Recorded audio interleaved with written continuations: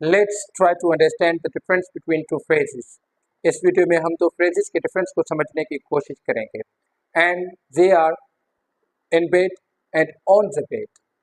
In bed कहाँ पे use होता है and on the bed कहाँ पे यूज होता है. Let's see with examples. Examples के साथ हम इनको समझने की कोशिश करते हैं. On the bed, for example, I say कि I am on the bed. I am on the bed.